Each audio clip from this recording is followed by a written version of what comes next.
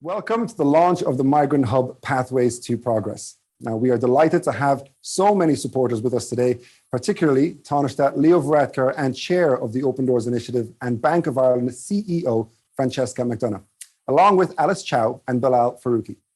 Now, we're going to hear from the Taoiseach about the value and importance of migrant workers and entrepreneurs of all types to the Irish society and to the Irish economy. And after that, we will have a short panel discussion with all the speakers on their pathway to work and how it has impacted on them. Now, coming from a migrant family myself, I can only imagine how beneficial it is to have services and supports like this readily available. From my own experience, my father set up a business when he first came to Ireland, and while it was successful, it was extremely difficult. The biggest challenge in those circumstances, I think, is simply knowing where to start. And I think that is one of the many benefits of Pathways to Progress. So, to start the morning, I'll now ask Jan McDonagh, the CEO of Open Doors Initiative, to say a few words about Pathways to Progress and the work supporting migrant journeys to education, employment, and entrepreneurship. Thank you, Kamal. At the Open Doors Initiative, we're a collective of over 110 organisations, member companies and supporting NGOs, working in partnership with government departments to create pathways to education, employment, and entrepreneurship for marginalised people. We began our work in 2018, and in 2020, despite COVID, more than 14,000 people completed an intervention led by one of our member companies, and 1,157 people secured full-time employment, which was a 600% increase on the previous year. The people we work with include refugees, asylum seekers and migrants, people with disabilities, disadvantaged young people, LGBTQI, those from a traveller background, and people with a criminal past and any intersectionality therein. Thank you for joining us here today to launch the Migrant Hub Pathways to Progress, our latest project. Pathways to Progress.ie is a support for refugees, asylum seekers and migrants seeking education and work. It connects them to employers for mentoring and potential jobs, assists migrant entrepreneurs in starting their own business, supports employers in recruiting migrants and building an inclusive workplace, and it is a web-based hub of information and support for all migrants and employers. Many people are cut out of work, even during recent times of nearly full employment. 1 in 8 of the population, and growing, are from a migrant background, and yet many have difficulties finding suitable work due to stamps and permits, bias and language barriers. Many migrants face additional barriers going to work for the first time in Ireland. Work cultures and employee and employer expectations may be different. English may not be a first language. Education, experience and skills may not transfer easily to an Irish context for many refugees or people seeking asylum. References may be difficult to provide, and there may be long gaps in employment for understandable reasons. There also may be significant underemployment amongst migrants in Ireland in jobs suiting their particular skill sets or career progression. The Hub provides current information on education, work permits and workers' rights. It also provides information and signposting which a future employee or entrepreneur will need to establish themselves in Ireland. It is being directly translated into 7 languages, with a further facility to access the website in nearly 100 other languages. It is fully accessible for people with disabilities, and centrally, it links to all open positions with Open Doors member companies. Pathways to Progress will offer mentoring, seminars, and training to migrants, which will enable them to be work and education ready and connect them with suitable job offers. Additionally, the programme will offer supports and training to budding migrant entrepreneurship. Pathways to Progress also supports employers as they ensure that their workplaces are well equipped to recruit new staff who are migrants, including recruitment aids, supports in developing an inclusive workplace, and through the listing of available positions, which offers the chance to include migrants in recruitment drives. Some other strands of our work include an entrepreneurial incubator aimed at helping shape marginalised entrepreneurs. We will be funding an entrepreneurs training module with TU Dublin with people from a migrant background, and we hope this work will grow and develop. The Open Community supports refugee families from Syria, Afghanistan, and other places of extreme crisis as they arrive and build lives here in Ireland within a community of allies. We are developing the support relationships through Corja, the Allies Network, with business, sport, and other community groups. We are encouraging more business and academic partners to support this work. We are currently working with Amnesty Ireland, NFX, and the Irish government to assist in the resettling of 28 Afghan refugees and help them into education and work. They arrived in October, and we've been helping with all the support they need and are committed to assisting in the long-term engagement. We are working with a range of migrant groups to collect computers for people in direct provision who are in education or looking for work, and many companies have already contributed. We are also delighted today to announce a new internship program with one of Open Doors Initiative's members, Zero. They're offering a 12-week paid internship program for 6 people who are refugees. These internships will include job preparation, interview skills, and access to their online learning portals. These will be in the areas of marketing, engineering, quality, health and safety, IT, and administration. And this partnership with Zero offers a great chance for refugees to establish themselves in an Irish workplace and will be the start of their new careers here. We are honoured by our guests who have given their time to help us launch this morning. We welcome the Taoiseach Leo Varadkar, Francesca McDonough, Chair of Open Doors, Alice Chow, Bilal Farouki, and our brilliant host for the event, Kamal Ibrahim. I would also like to thank Fuel Studios and their employees for putting the event together for us today. Sincere thanks to our sponsors, the Community Foundation of Ireland, Dublin City Social Enterprise Award, Deloitte, ESB, and Diageo. They were instrumental in giving the seed funding to bring this hub together and seeing the purpose and need for it. Utmost thanks to Stephen Delaney for bringing the information together and Brian Sheehan for coordinating the whole project so wonderfully, and especially the Open Doors team for their support in this project and all their great ongoing work. Finally, thank you all for joining us today. We hope you'll find it a useful resource for both employers and potential employees. Please reach out to us if we can help you or if you can help us support migrants in Irish workplaces. Thank you. Thank you very much, Jan. I will now call on the Taoiseach and Minister for Enterprise, Trade and Employment, Leo Varadkar, who's going to say a few words.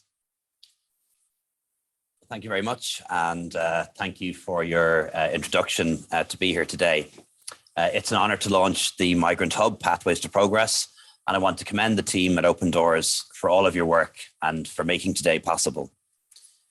As Minister for Enterprise, Trade and Employment, I can say with confidence that this hub fits perfectly with our objectives as a government department. Pathways to Progress.ie provides information on education, employment permits, employment rights, a link to open positions, information on Irish culture, and any other information a future employee or entrepreneur will need to establish themselves in Ireland. It's already available in 5 languages, and this will increase over time. Economic migrants, students, and refugees who come here legally strengthen our economy and enrich our society. For so long, Ireland was a country of emigration, blighted by high unemployment and economic disadvantage. It certainly was not a country that people wanted to come to. At one point after independence, our population dipped as low as 2.5 million people. It's extraordinary that in the past 20 years, we've gone from 3.5 million to 5.2 million, a 50% increase in population, much of it driven by migration. Thanks to a period of sustained economic and social transformation, Ireland is now a more global, modern, and open country. As policymakers, we have a responsibility to make sure that the lived experience of migrants lives up to our promise of 100,000 welcomes. I know it's very much a work in progress, and we will try to make things easier step by step. For example, back in March, working with Minister McEntee, I was pleased to make changes to our immigration rules for doctors from outside of Europe working here, providing quicker access to a stamp 4 permit and enabling their spouse to come and work here too. For decades, doctors from outside the European Union have made an enormous contribution to the Irish Health Service. One of those was my father, Dr. Ashok Varadkar, who came here to Ireland in the 1970s and didn't become a citizen until the 1990s. This change to visa rules sounds simple, but it took years to resolve. And unfortunately, many changes to our public service take far too long to implement. I'm not always sure why this is, but it is possibly because issues affecting migrants don't get the political attention that they deserve. They don't have a strong voice as they should have. And that's why initiatives like Open Doors are so important.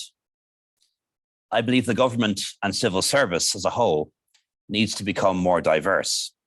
And it's something that I want to continue to prioritize during my time in office. Unlike the private sector, the multinational sector, and the health sector, our civil service in Ireland is almost 100% white and ethnically Irish, and that doesn't reflect the society that we now live in.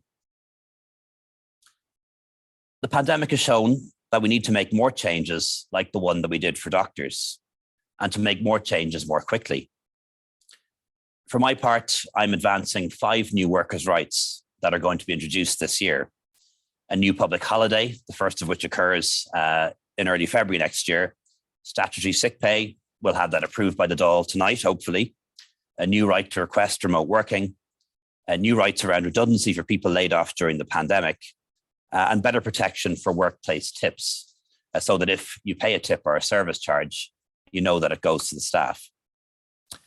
I'm also bringing proposals on a national living wage to government, and I intend to do this before the summer break. A living wage will be an important change for workers in Ireland, building on a series of actions that have improved social protections for workers and the self-employed over the past 5 years. These include the introduction of paternity benefit, which I know is really appreciated by a lot of new dads, getting those 2 weeks of paid leave to get to know their newborn son or daughter. The introduction of parental leave benefit, enhanced maternity benefit, and the reintroduction of treatment benefit, that's dental and optical, and the extension of social insurance benefits to the self-employed, including the invalidity pension and job seekers. One of my other priorities as Minister is to restore and exceed pre-pandemic employment levels by achieving the target of having 2.5 million people at work in Ireland by the end of the year. That'll be an all-time high.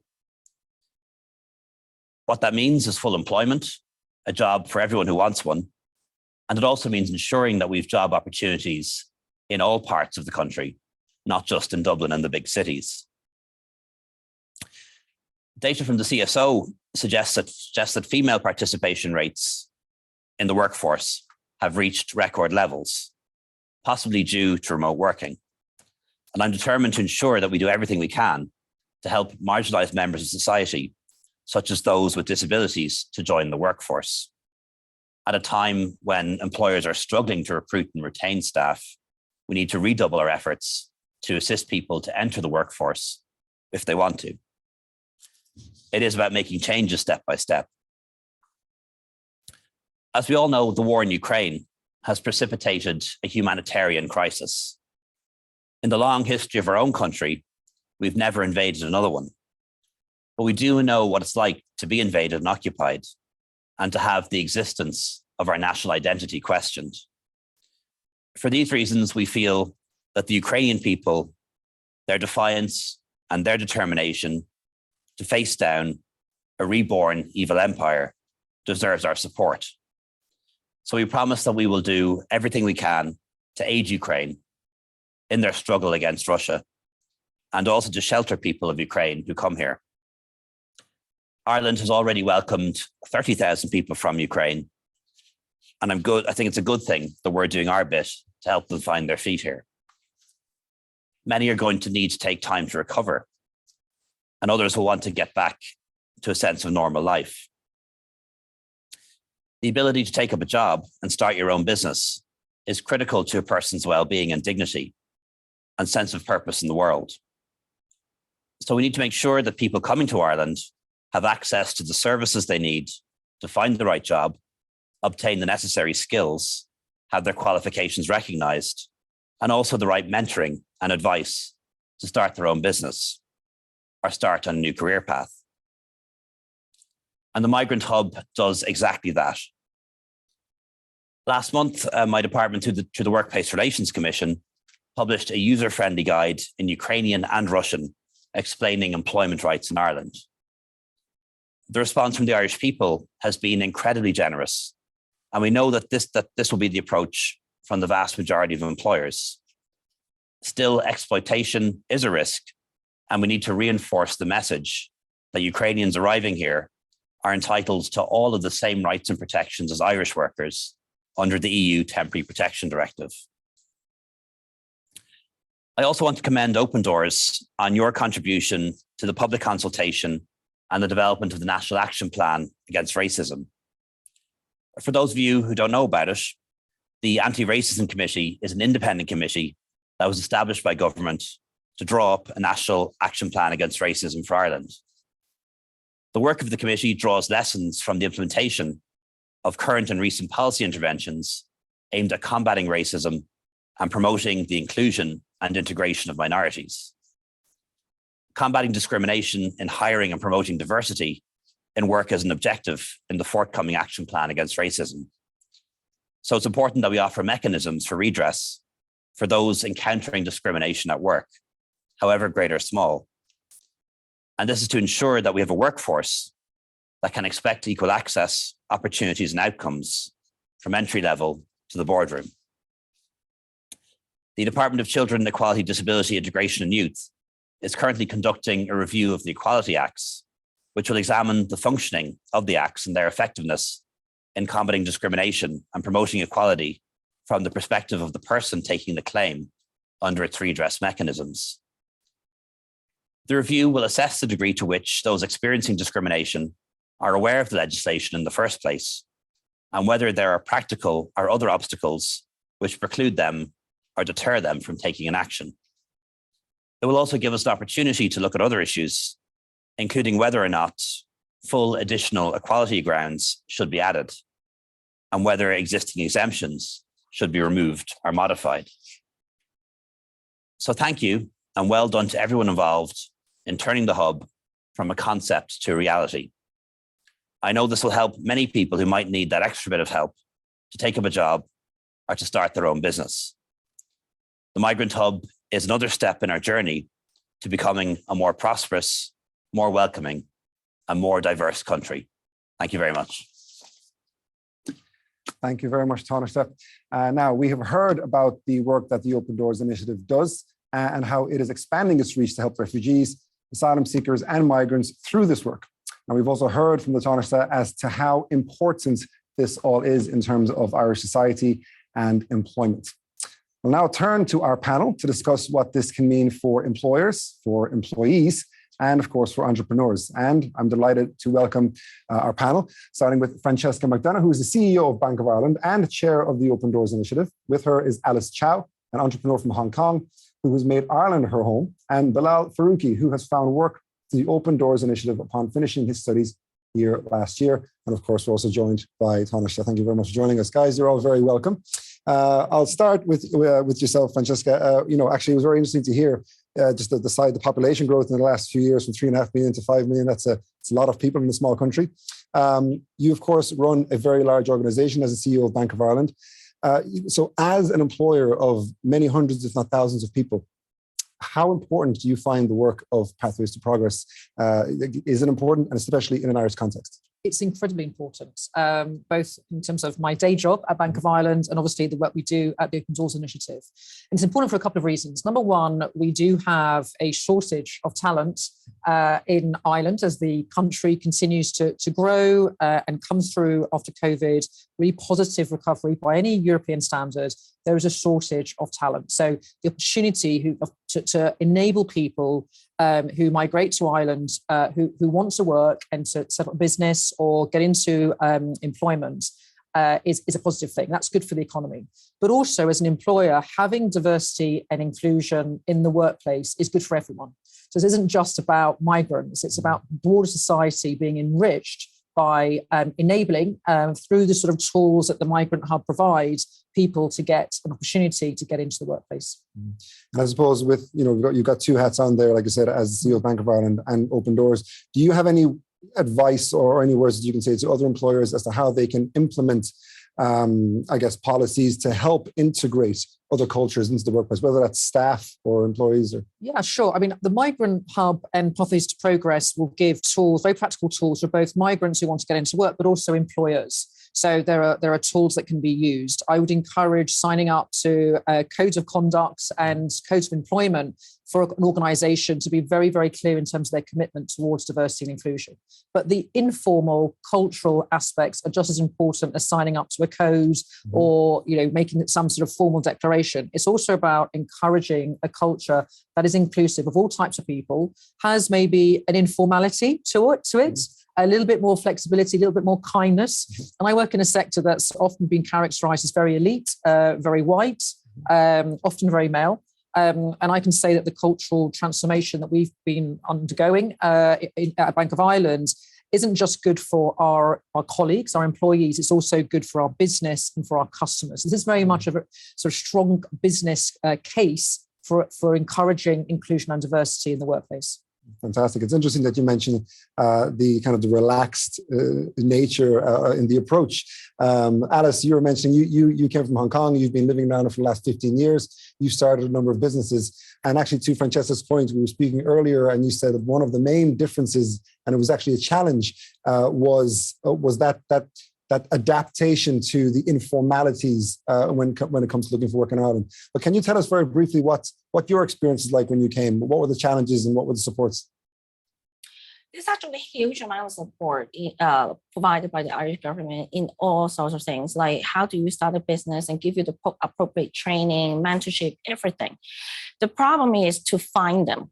So I think this project is going to help huge amount in relation to that. So all the information is in one place for migrants to go and find the information. Okay, and do you remember what it was like? I'm trying to go back 15 years ago. A lot has happened in that time, and I'm sure even as Tánaiste mentioned now, even as recent as tonight, we're going to have hopefully some new initiatives being approved by the government. But so much has changed. So for you, 15 years ago, what was it like? Can you remember what it was like when first coming to Ireland and trying to set up not just one, but a number of businesses? Well, I remember the work culture was quite different than now. It was more white in the workplace, and client base as well. Client base would be more segregated. You have services for foreigners and services for local people. And now it has all changed, and it's obviously a very good change. Okay. Bilal, I'll bring you in there. Again, you've just completed a master's. I won't tell your story for you, but you're from Pakistan. You've lived in Malaysia. You've lived in Canada. You've now come to Ireland, and you've been studying, and now you're working. Can you give us a kind of an overview of what brought you here? And to our point again, how did you find, finding your way through? Okay, so I wanted to complete my higher education. I was looking for universities or countries to move to. While researching, I saw that Ireland was actually turning into an IT hub, and I thought this would be a very good opportunity to be in Europe and to get the experience that I needed in big companies around. So I completed my master's last year in one of the universities, and one of the courses that I had in the university was a collaborative course that you could work with a real life company and gain the valuable, experience. So at that time, I chose Open Doors from the list, and I thought it would be a good opportunity to work with an NGO. I have had experience with working with NGOs before, so this was, I knew it was going to be great. So once I did, we completed our whole course. I spoke to Jean, and I told her I would be looking for a job as soon as I graduate. So it would be great if you could help me out with any tips, anything like that. And she was like, yeah, I got you. So after I graduated, I did a couple of interviews, and for some reason I wasn't getting through. Even though I passed, I easily got through the technical aspect of the interview. It's just for some reason it wasn't working for me. So I got in touch with Jean, and she was like, okay, no worries at all. And I got a message from one of the associates working in Open Doors at the time. And she went through a tiny mock interview. And right after that, she was like, okay, I see the issues. And these are the things that you need to work on. And the problem was that she pointed out is that the way I'm focusing on the interviews is what I'm used to doing in Canada or Malaysia or any other country. There's a completely different format that you have to follow. There's a pattern that you have to follow. And after she gave me a really good list of things to do, documents, we did another interview. And down the road, I did land a job, and pretty happy with that. And so would you say that the difference, and you might even have a point, Alice, here as well, is there a significant difference between the way you might find or gain work in countries like Canada or in Malaysia or in Hong Kong compared to Ireland? What might be the main difference? Bilal, start with you. There are a lot of differences. Just focusing on the resume itself, okay? If you look at Canadian resume, completely different. It's much more to the point. If you compare it to the Malaysian resume, that is unique. You would see the difference, but let's take Pakistan for an example. The requirement over there, I think Malaysia has the same requirement. You have to put your picture on top of it, of a resume. You have to put your date, your age, and things like that. You don't expect to do that when you're applying in an Irish workforce. So this is just the resume I'm talking about. You have to look into the way people approach interviews as well. It's so different. In Malaysian interviews, you can't actually ask for your pay. You can't ask for how much you're getting, your payment would be, like your income would be, because it's actually considered offensive. You have to do your own research before applying. So these are the things that I think people who are coming into this workforce have to deal with, and they don't realize till it's too late. They're down 3-4 interviews and they're like, what did I do wrong? Like I did everything that they asked me to do. So I think that's where initiatives like Open Doors come in, and they go like, it's really it's almost a cultural kind of change, and a mindset change. It is every time you it is for any new anyone coming into the workforce, Irish workforce, they have to realize how different it is. You can't really approach it in the same way that you do. Even it doesn't matter how much experience you have. If you can't really crack the interview, you can't really follow the pattern that they have. It's not going to help you at all. Okay.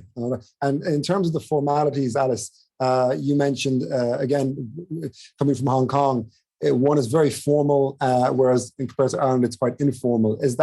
Was that a significant challenge? And is that still a challenge? Yeah, I'm quite involved with the East Asian migrant community as well. And that is one of the biggest problems. Because coming from an East Asian background, we tend to be quite, formal, Confucius, if you wish, respect to the boss, respect to the company, like that. It's not going to work in Ireland because people are quite friendly and just want to have a chat with you during the interview. If you're sitting like that, then the Irish people will probably be a little bit worried what's going on. This person, is he okay? So I have dealt with a lot of migrants facing this difficulty. I have to explain to them that they need to relax and smile more and just have a chat and be yourselves. And even that, a lot of East Asians find it extremely difficult, because they never have to do this, and they don't know how to. How am I supposed to relax? Yeah, well, I suppose that is part of the challenge, but I guess it's also part of the whole experience. And Taoiseach, I mean, even from hearing the experience of both Alice and Bilal, it actually sounds quite positive. The comparison between Ireland and other countries like Canada or Malaysia.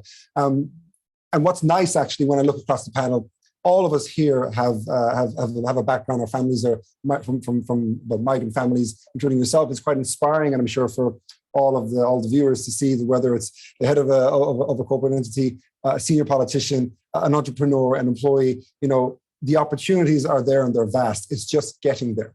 But from your perspective and from the point of view of the government, is there anything that you feel that we could be doing better, or that you feel that we need more support on?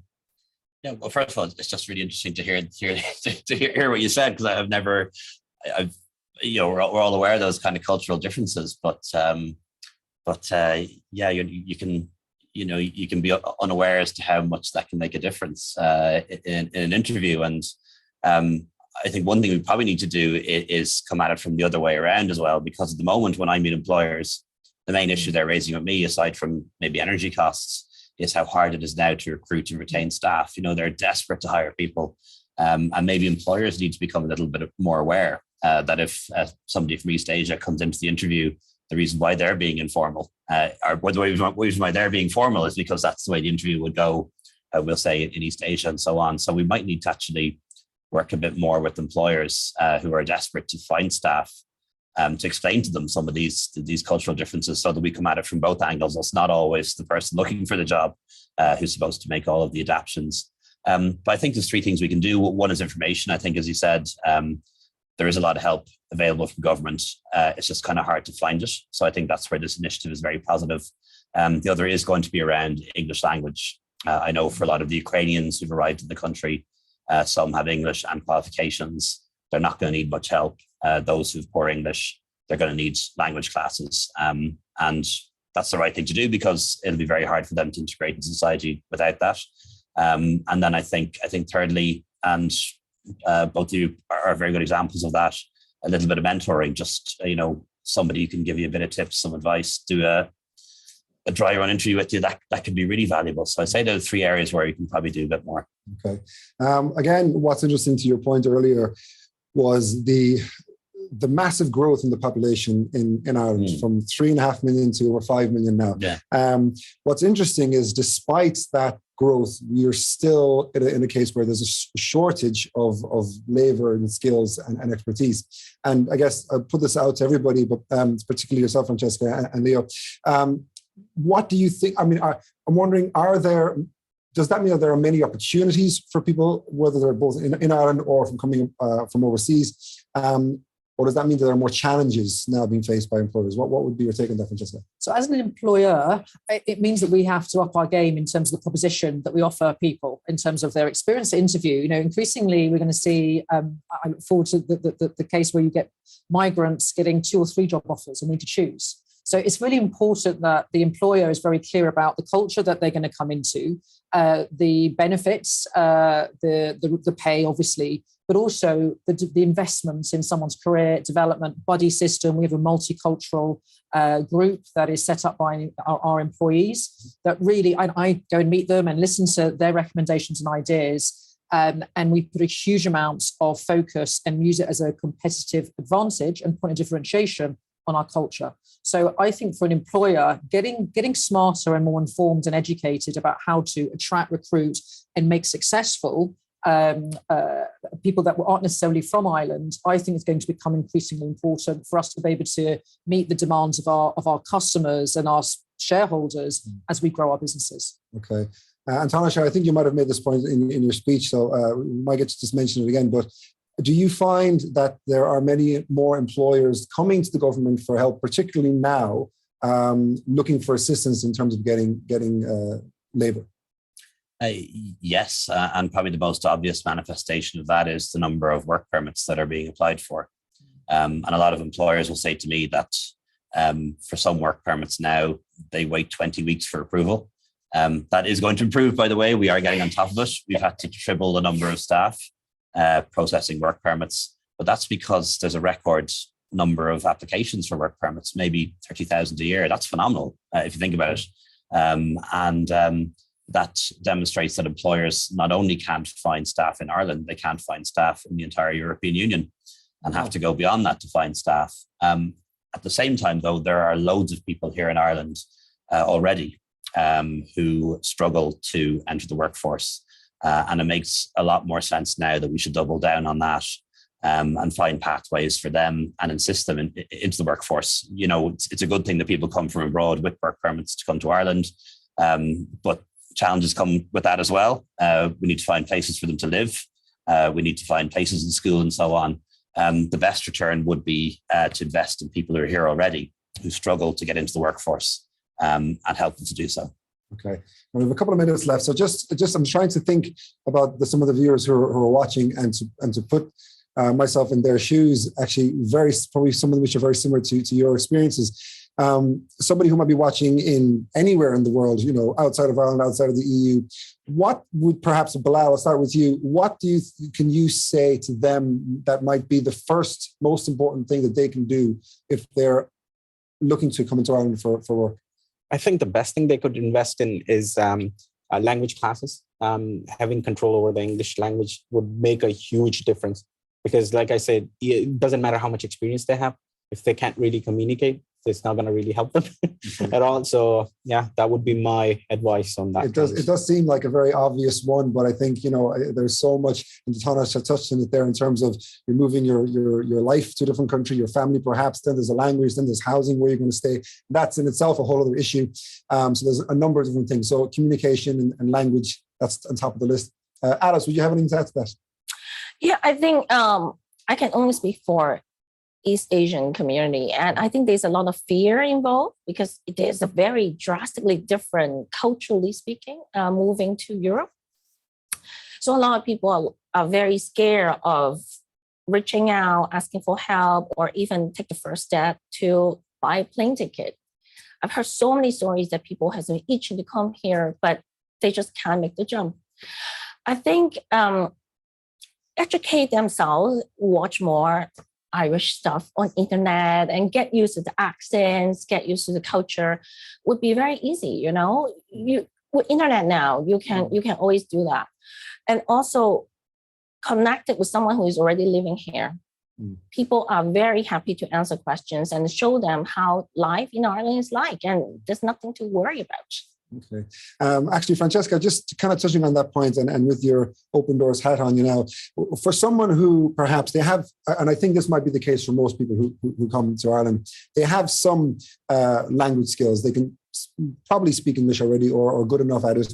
They're moving over here. But what would be your advice to somebody who is in that position where they know there's a job in Ireland for them, or they want to take the risk and come to Ireland? From a Pathways to Progress in particular, what can they expect to find if they were to reach out to yourselves, for example? Sure. Contact Open Doors Initiative, and whether that's online or by email or through a telephone conversation, or if they are in Ireland in a meeting, we can help them with really practical tools about getting integrated into finding a job, getting integrated, being successful in that job or in that enterprise. So reach out, be proactive, and ask for help. And I think this panel demonstrates that Ireland has, there's many examples here of success of people that come from very international migrant backgrounds or parents did. And this is a very open and progressive society with a lot of open and increasingly progressive employers who are more than keen to help and attract and develop talent. Perfect. Well, I think we're gonna wrap up there as a short but very, very sweet. We've heard some fascinating points from our entire panel. I'd like to thank all of our guests here, of course, Francesca, Alice, Bilal, and of course Tánaiste. Thank you all for joining us and sharing your stories as well, and providing inspiration and hope to many of the migrants who are beginning their journeys. We hope that many of you will find the Hub a great resource on pathways to progress.ie. Once again, thank you to our panel. Thank you for tuning in, and we'll see you when you get here.